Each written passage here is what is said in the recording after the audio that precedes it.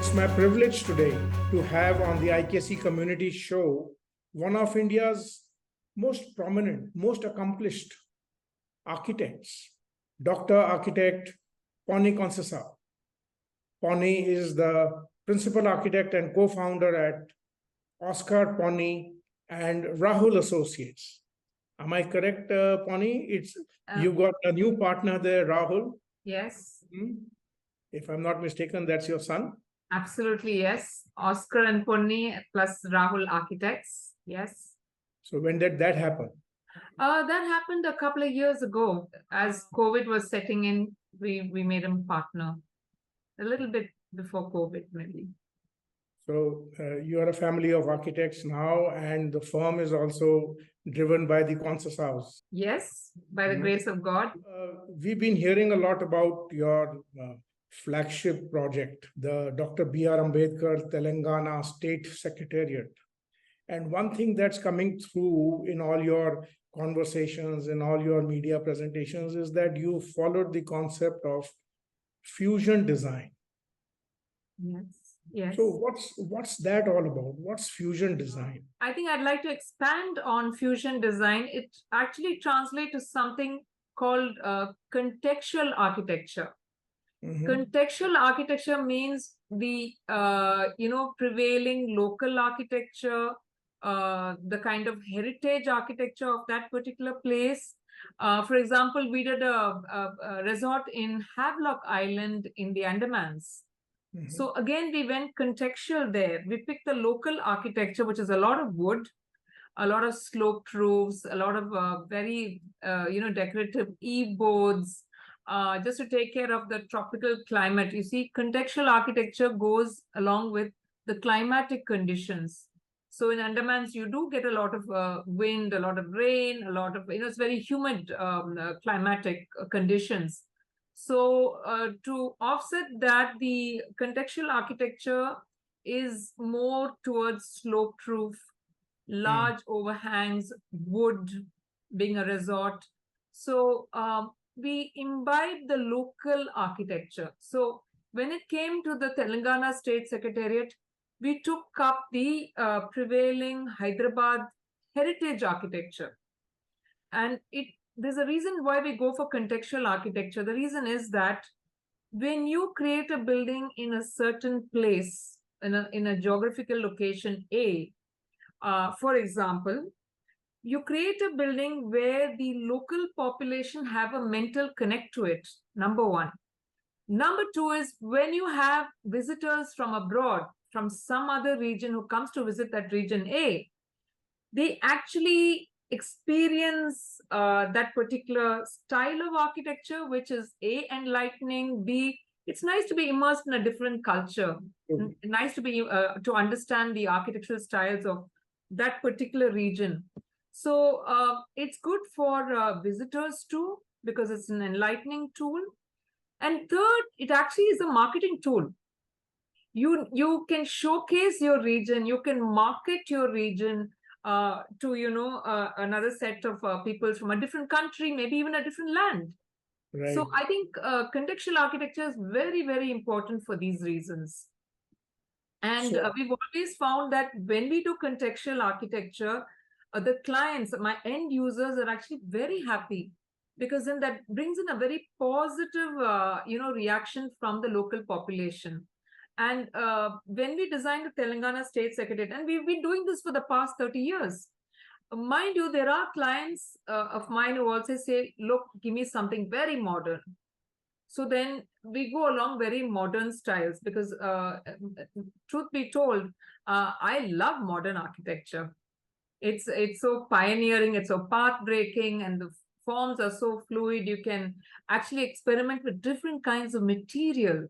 And it's almost like the new age or the space age. Remember, we're all living in an age called the space age. Right. So then I also practice and design a lot of modern buildings, modern architecture. So when it came to the Telangana State Secretariat, my client was basically the state government of Telangana, and also the Honorable Chief Minister of Telangana, Shri Chandrasekhar Rao, They were all looking for a design that was evocative of Hyderabad's history, its culture, and also the direction that Hyderabad was taking in. And remember, Hyderabad sits in the geometric center of our country, literally, Okay. Okay. And just like any city in India, it's been subjected to invasions. We've had, and invasions, and also the experience of different kinds of, architecture. So they've had Hindu medieval architecture, the Kakatiya style of architecture.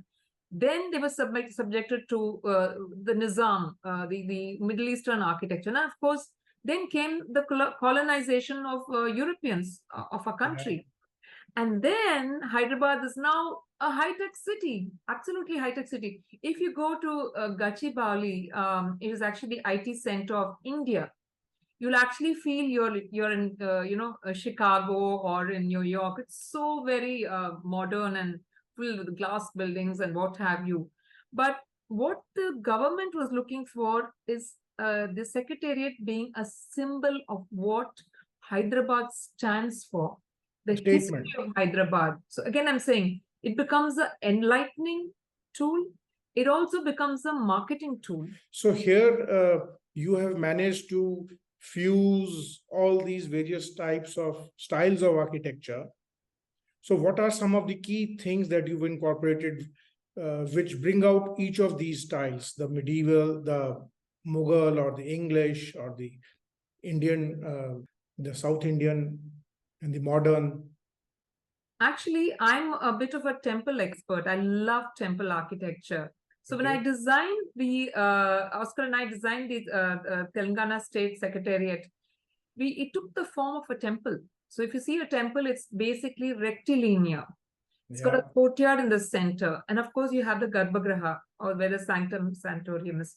But in our case, we didn't have that. So we used the courtyard as the Brahmastan. And remember, this Secretariat is completely designed along Vastu lines. It's 100% Vastu. And I'm talking about every door, the zoning, where the toilets are coming in, the services and stuff, everything followed Vastu Shastra. So it was that much more easier with the geometry of the shape of the building, the footprint, to follow Vastu Shastra. Because Vastu Shastra, if you see, is again very rectilinear. It's highly rectilinear. So that's as far as the planning went. And of course, the main entrance faced eastward. And we were so lucky. Very few architects in the world come across a site like this, because this is overlooking one of the largest man-made lakes in India. The Hussain Sagar Lake, and then it had this huge arterial road in front of it. And then we had Birla Mandir on the left-hand side. And then on the right-hand side were the NTR Gardens.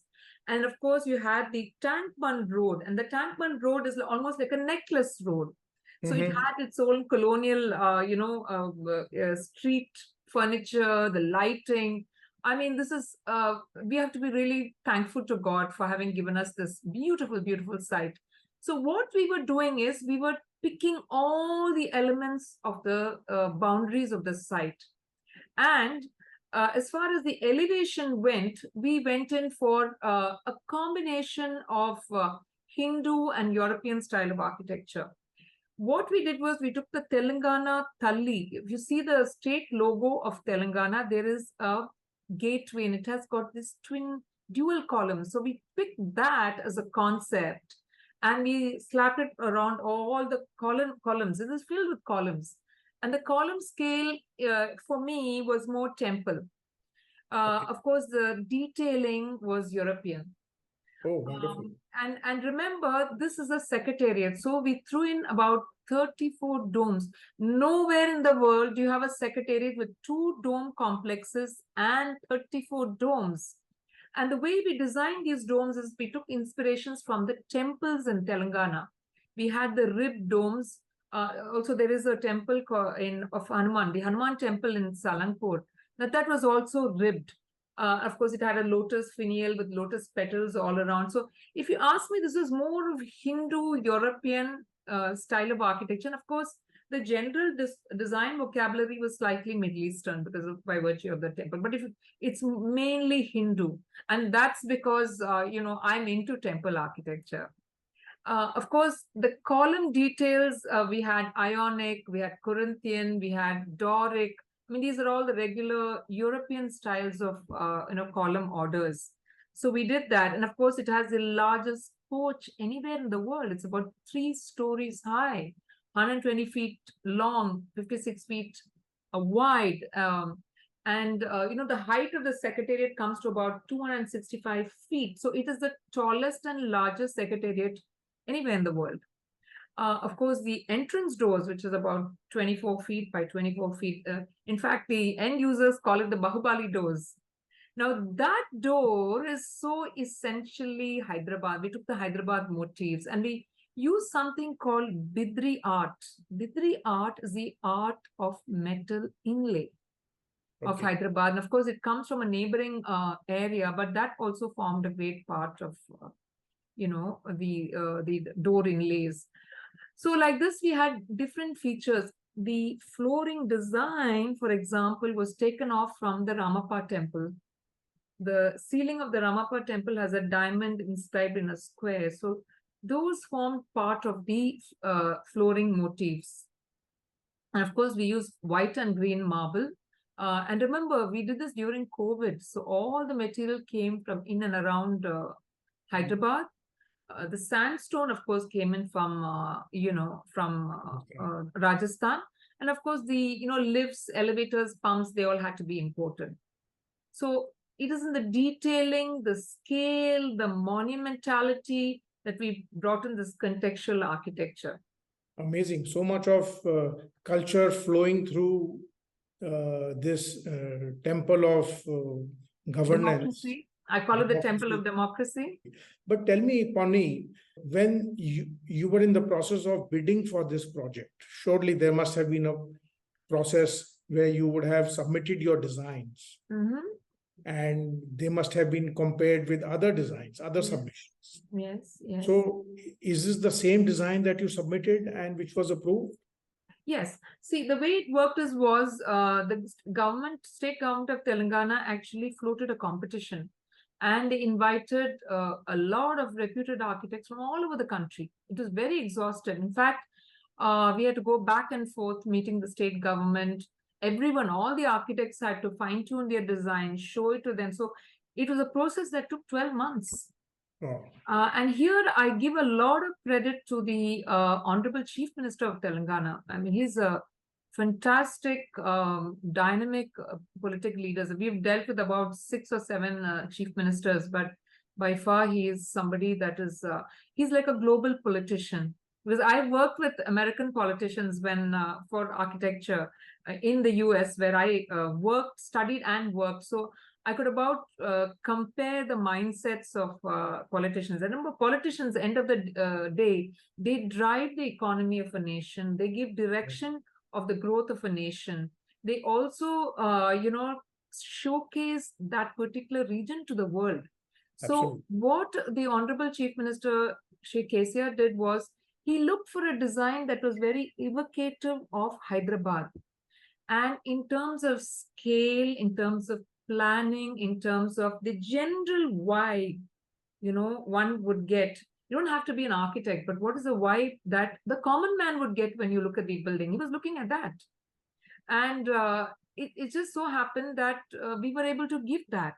We were able to fulfill those parameters. So this back and forth story went on for about 12 months. At the end of 12 months, yes, 6 designs were shortlisted, given to the Honorable Chief Minister. He had a very detailed look at it. And in fact, he instituted a technical committee to, come with a consensus about which design had to be picked up. So this was a very democratic procedure. And I was honestly very swayed by this, because this is something that you see only in America, where I practiced before. So this technical committee had many people from different walks of life in Telangana, and they zeroed in on our design. And that is how this design was selected. It was not one man's decision. It was a huge technical committee. And believe me, it was really, really exhausted. KCR himself is a student of Telugu literature. Yes. And he's a follower of Vaishnavism. Yes, yes, yes. And he's steeped into spirituality. Absolutely. I believe that people who are deep thinkers, who understand their own philosophy deeply, who've studied it, who have imbibed it, they have a much clear vision of what they want. Absolutely. And that's where I'd like to bring in a point. You see, in 2014, the state of Telangana was formed. And this is a little detail that, I'd like to share with you. It had an old secretariat, which did not have any safety compliances. It just didn't have a lot of parking facilities with a bunch of old buildings. And therefore, the chief minister decided then let's build.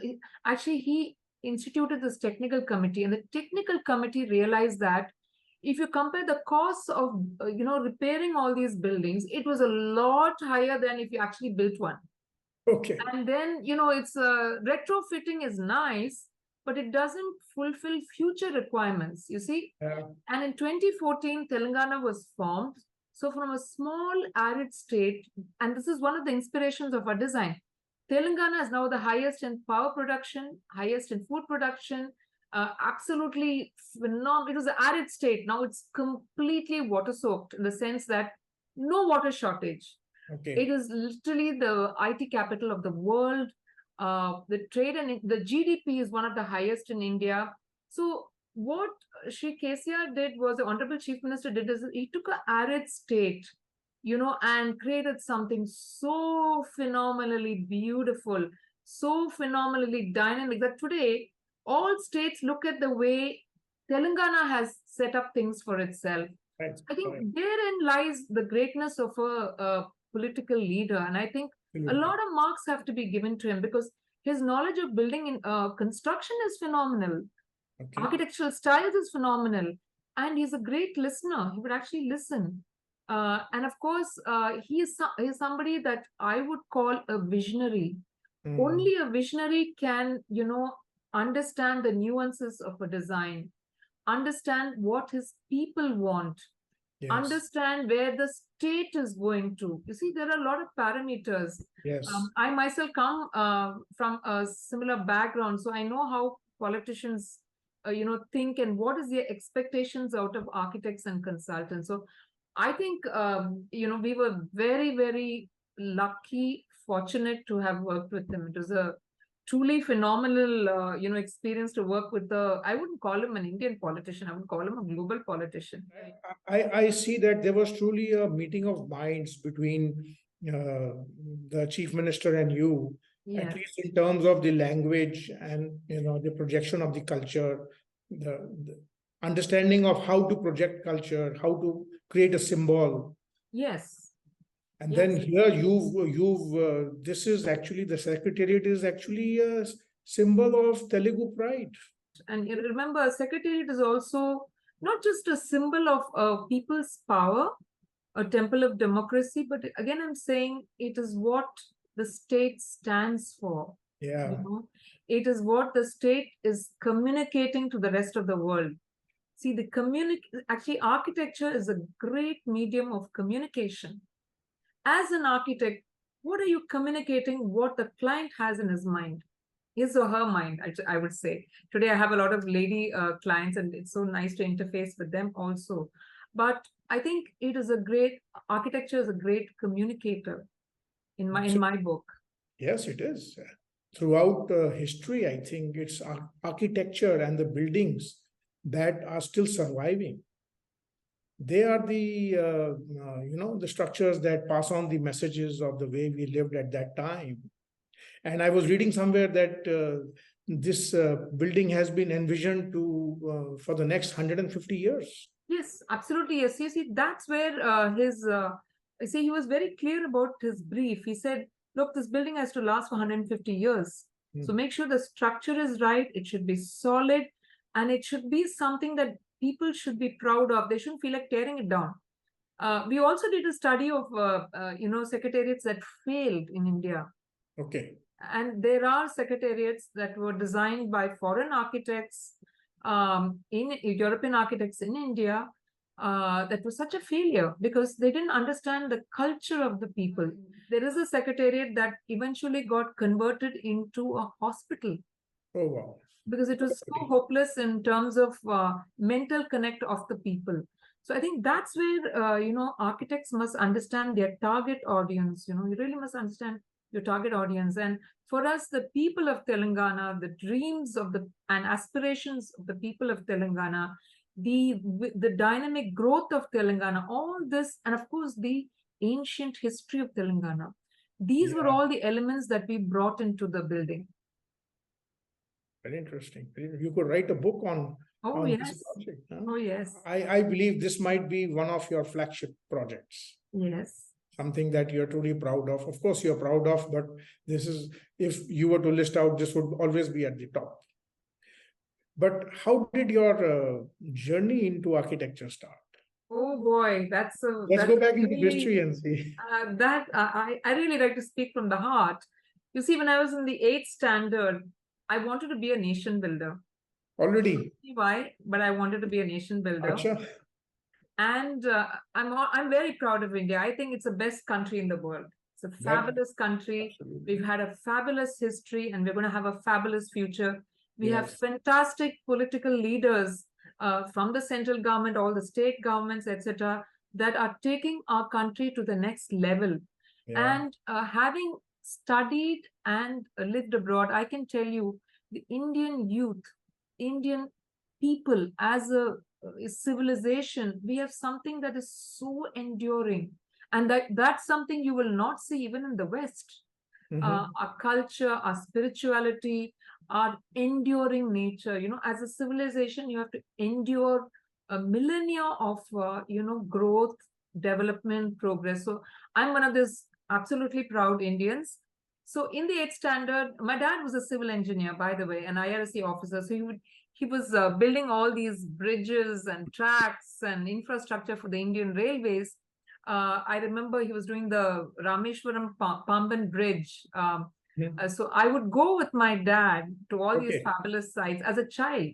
I would insist on going with him. So in my mind, I wanted to be a builder. So the initiation had started at that time, huh? When you were just a tiny girl, huh? Yes, absolutely. The staff, the Indian Railway staff would laugh. There would be this little girl tagging along with her dad to see all this fabulous, infrastructure being built.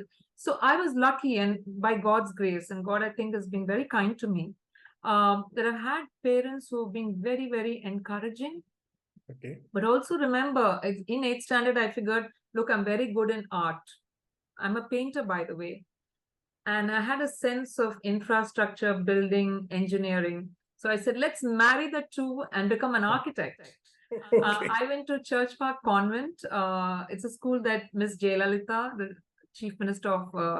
former Chief Minister of Tamil Nadu, went. And we had a beautiful library at the convent. So I spent a lot of time in the library reading the biographies of great people. See, as a student, as a school student, it's very important to understand history. History was my favorite subject, by the way. So it's important to understand your past, to chart the present and the future. I think it's very, very important. Sometimes history is badly taught, but then for me, it was, I was lucky to have good teachers, a good library. So I figured, let me be an architect. So then I finished my 10th, did the first group, PCM, physics, chemistry, mathematics. And then I got into NIT Trichy. It used to be called the Regional Engineering College in Tiruchirappalli. Today it's called NIT Trichy. And strangely, I went to pay my fees there. And the clerk looked at me and said, listen, I think you've come to pay the fees for your brother. I said, no, it's for me. So then he said, sorry, we don't take women. Please leave. So I remember going to the principal's office, and, he, of course, I got a year full. He said, look, women should do BA, BSc and stuff. And this is about good 35 years ago. Things were still, women were still getting recognized for what they do in society. So I remember having a long conversation with him, and then I quoted the Constitution. I said, look, as per the Constitution of India, women and men have equal right to education. And if you're not going to give me this admission, I'll see you in court. I was just 16, 17 years. You You know, you showed your mettle right then, huh? I mean, it was a question of getting myself an education or going home and getting married. So I think Wow. my mom had this very nice, bridegroom, and it's we come from a conservative family, and my dad. I am what I am because of two people. One is my country, India. I am what I am because of India. I'm very proud to be an Indian. Second, I had a wonderful father. My Mhm. father said, look, you want to study, just go ahead and do it. So I was the first woman student of NIT Trichy. I had to stay about 20-25 kilometers away from the campus, commute every day by Mofussil buses. So Okay. in that travel, I understood rural India. Because when you sit in a bus, in the Mofussil buses, and travel from Trichy to Tanjavur, and my college is somewhere in between, the village called Tuvakudi. So that's where you sat with the farmers. And that was a great education for me because I came from urban India. And when you're in urban India, you're blissfully ignorant of what rural India is like. So I Yes. interfaced with the farmers, I interfaced with the rural women. I understood how produce is done, which markets they are taken to, rural economy. It's as Amazing. simple as that. Amazing. I'm somebody who believes that, if you're in any situation, good or bad, learn something from it. So I went anyway. NIT Trichy was a wonderful, wonderful experience because not only did I shatter the glass ceiling there by being the first undergraduate woman student of a college of, I don't know, 1,000, 2,000 male students. Uh, in NIT Trichy, most of the students go abroad to study. So I actually bloomed in NIT Trichy. I had the best of professors. So I remember my professor telling me, just travel abroad. So Okay. then that clicked with my childhood dream. I said, look, if I'm going to build my nation, India, then I have to benchmark my experience, my learning experience from the best of democracies in the world. And at that point in time, and I think still is, the United States of America seemed like a fantastic opportunity to go live, work, and see how the other side of the world lives and why are they a great country. Today they are a superpower, like it or not, they are there, up Yeah. there. So I traveled to the US, and I'm a great believer in excellence. So I studied at Cornell and Harvard universities. I worked with architect Edward Larrabee Barnes, one of the finest architects of our time. So these experiences taught me why the US is what it is and why India is the way it is. Okay. It's a huge learning experience. And I also learned something that there's something called gender equity. If a nation has to be a superpower, there has to be two equities. One is gender equity, the other is social equity. And these two things are so important. And that's where, India, I wouldn't say fell short of, because, 30 years down the road, we've become a phenomenal, country, a country to reckon with. But I learned that unless women are 100% involved in the workforce, a country cannot prosper. Absolutely. And you cannot shut women into their homes because we're losing that 50% resources who can actually sit and actually work for the country. So, and then of course I learned about international law, international design. I mingled with a huge global population. It's phenomenal how God created humankind, because you see, we have 5 fingers, and so we have 5 different types of cultures, different races. But remember, all of them, I mingled with Middle Eastern guys, Chinese, the Orientals, the Europeans, Greenlanders, by the way, from the Arctic and Antarctic poles. So it was a lovely experience. And I realized as human beings, we all have the same aspirations, the same problems of, gender inequities, how women are treated there and how women are treated here. There are a lot of common denominators. You've had a charmed student life, it seems. But I fought for it. Yeah. I Yes. fought. Yes, you did. You did. Right at the door of education. I learned I learned one thing from European women, you have to demand your rights. Yeah. There's no fun in sitting back and thinking, well, men are going to do it for you, or other women are going to help you. My goodness, never. If you want to progress, then you have to get up, help yourself out. The best help in my book is self-help. And you have to get up and demand for your rights. And if you don't demand it, people will push you down. It's as simple as that. And I think everybody, this goes cuts across nations, that you must have a sense of national pride. Only then do you start working harder. Yes, that's a big anchor, and very interestingly, the younger generations, I think they are doing pretty well in India. I mean, they are not shying away from our spirituality, and they are very intelligent. So we are having the mix of the best, the mix of the two best sides of human nature. Absolutely, absolutely. And when I was in at Cornell and Harvard, I was a teaching assistant, and I actually found that our Indian students are very good, if not better. It's just that this business of research, women's rights, are a little low in our country. But if we upped it a bit, then we're there. Our students, I'm telling you, are the brightest. They're also the most flexible. They're also people who are very, very conscious of their heritage. Yeah. I do know a lot of Oriental civilizations who have just dumped their ancestry and their heritage and just gone on Western. And of course, they've progressed. I'm not even denying it. But the beauty of our millennials, our future generations, is that they still keep a touch to our, our heritage, spirituality. And it's very strange, I was not a very religious person when I left for the US to study, but when I came back, I became that much more spiritual, that much more conscious of my heritage, so much so that I delved right into temple architecture. Because what we have, our architectural heritage, is one of the best in the world. I don't think we have marketed it enough.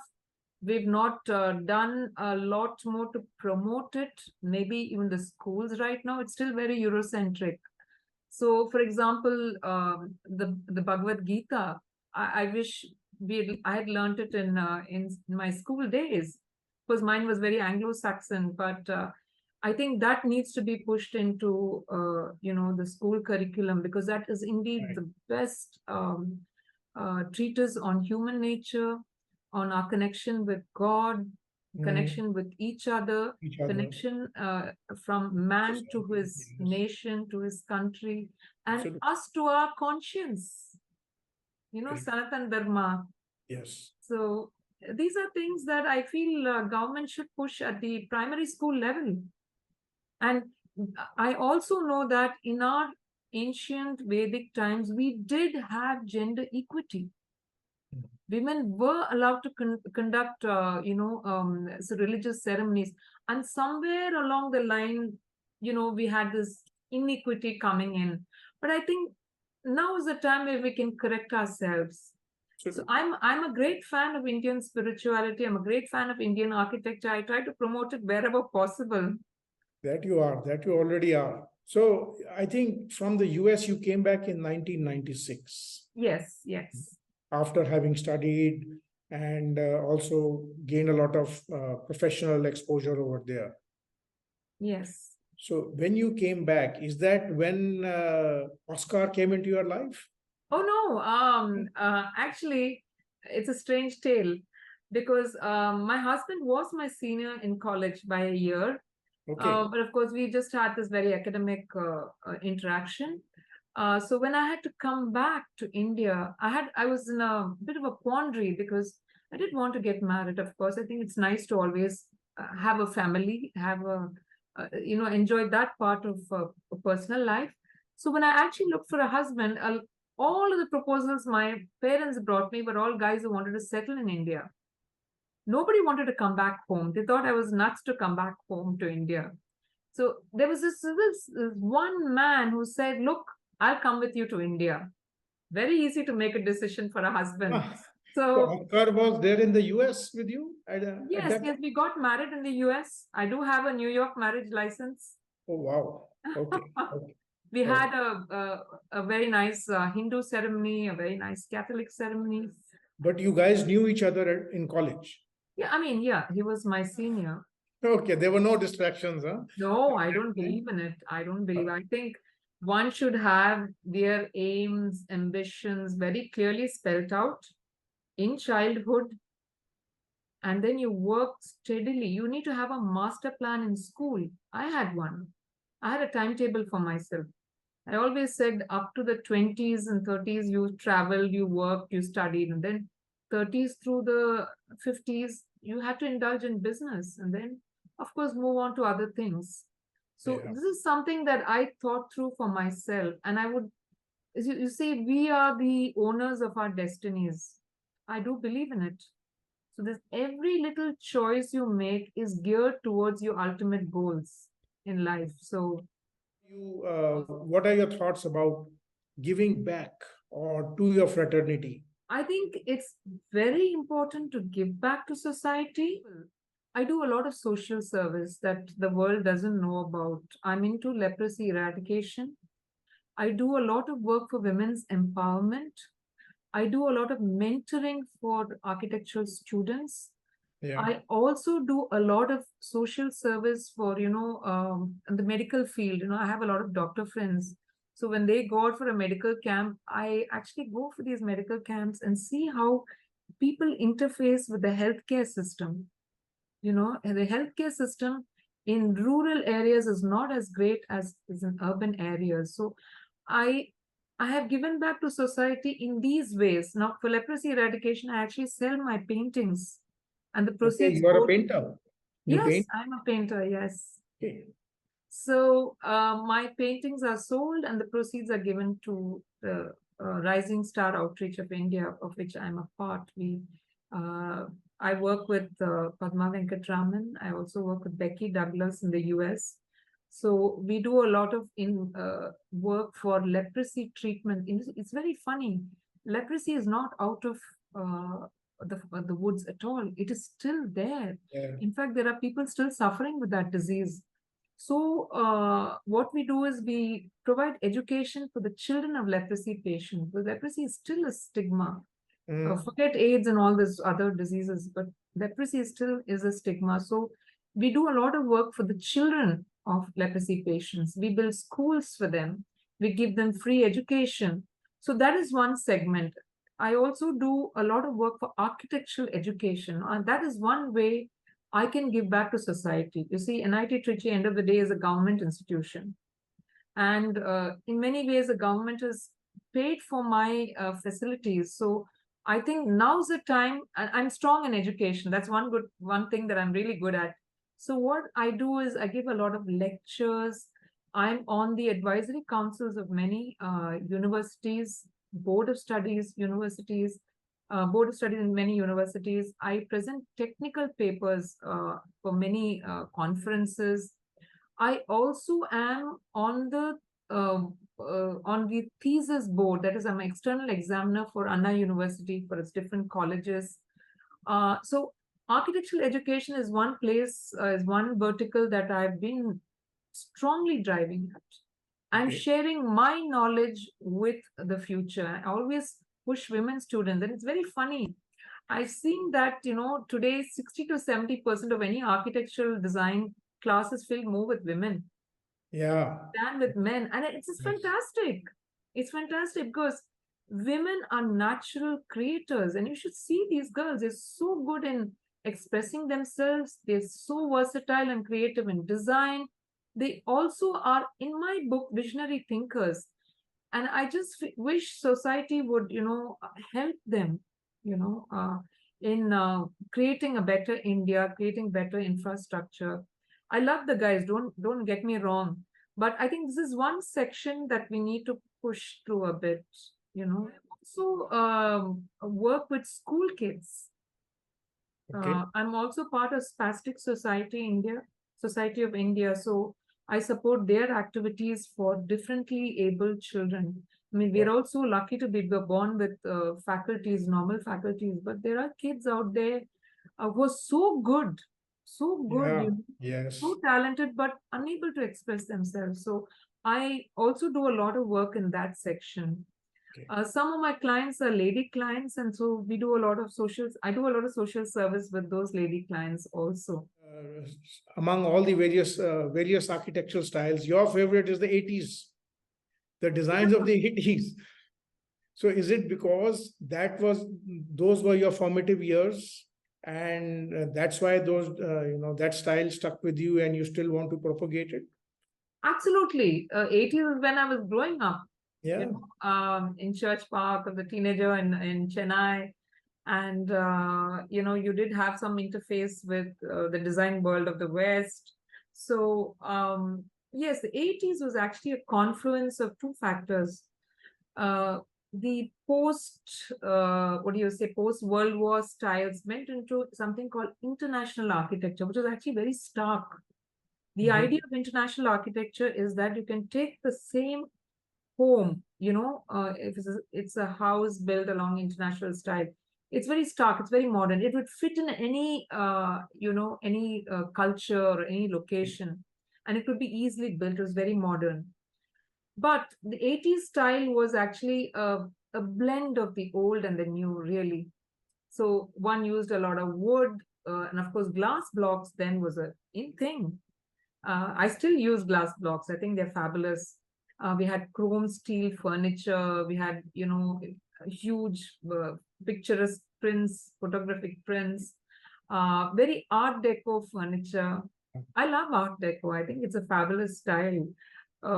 It's a break from the avant-garde of the 1920s, and then you flipped into something modern. So I think a bit of Art Deco is something that end users, my clients still love Art Deco furniture. They still love Art Deco building elevations.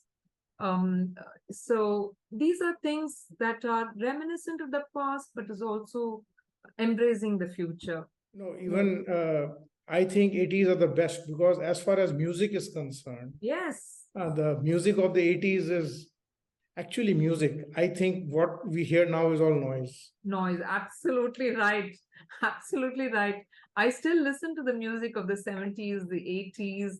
I tell you, the difference is that there was a lot of melody in it. Yeah. There was a lot of music, real in-depth music. You know, human nature is to keep changing. You know, that's the change is the order of the universe, by the way. Nothing in this life is permanent except right or wrong. That has always been permanent. Either you're a good person or a bad person, or you had good principles or a bad principle. That is something that was followed in, the Stone Age right up to the Space Age. The value systems, that never changed.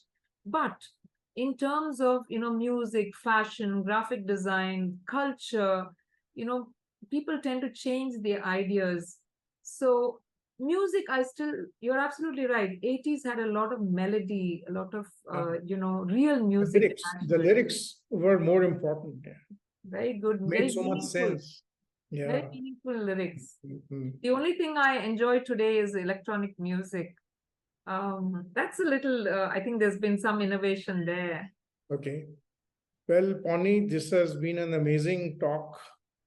And though we've met a few times, but these aspects of your life journey, I never got to know, and it's super thrilled to know all those anecdotes that you have recorded. Amazing. I hope I haven't raised any eyebrows. And I hope it's been a learning experience for the next generation. Well, I think you'll continue to raise eyebrows. That's not going to stop. You're a breaker of ceilings. You're a breaker of old notions, and you will continue to be. That's for sure. Thank you so much. You've been so wonderful. I think you brought the best out of me. Thank you indeed, and thank you for joining me on the IKC Community Show.